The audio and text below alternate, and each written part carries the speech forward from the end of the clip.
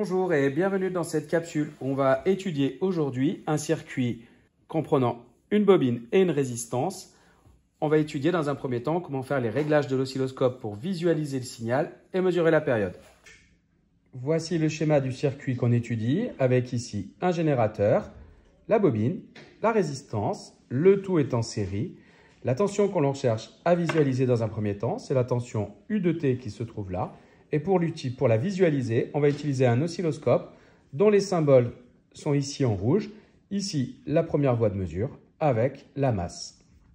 On peut voir ici que le circuit a été réalisé avec le générateur en alternative, mise en série avec la bobine et la résistance et retour au générateur. Pour visualiser la tension fournie par le générateur, on utilise ce type de cordon avec un côté BNC et un côté banane.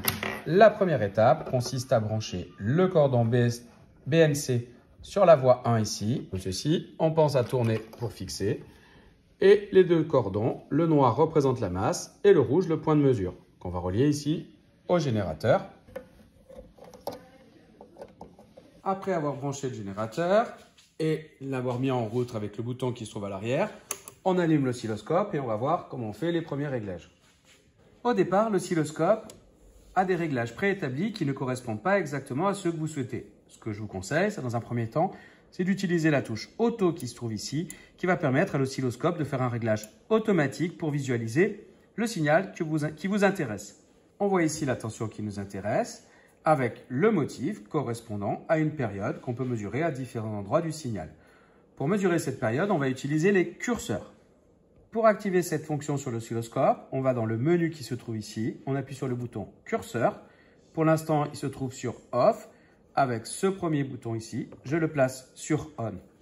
Il me propose de mesurer dans un premier temps une grandeur temporelle. Ça tombe bien, c'est le type de grandeur qui m'intéresse. J'aurais pu basculer ici en tension, mais moi, c'est bien le temps qui m'intéresse. On dispose de deux curseurs A et B que je vais pouvoir disposer sur les points du signal qui m'intéressent.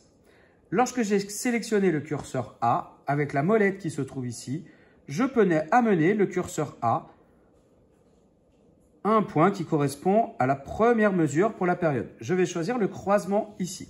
Je sélectionne ensuite le curseur B que je vais placer à un autre endroit qui correspond exactement à une période au croisement entre l'axe des abscisses et le signal. Ici, j'ai bien une période qui est représentée. Et si je cherche à déterminer la durée de cette période, je peux venir lire la valeur ici. Delta T, la durée entre les deux curseurs, correspond exactement à 20 millisecondes. Voilà, j'espère que vous savez un petit peu plus sur le câblage et le réglage d'un oscilloscope et la mesure d'une période. Il ne me reste plus qu'à vous dire bon TP!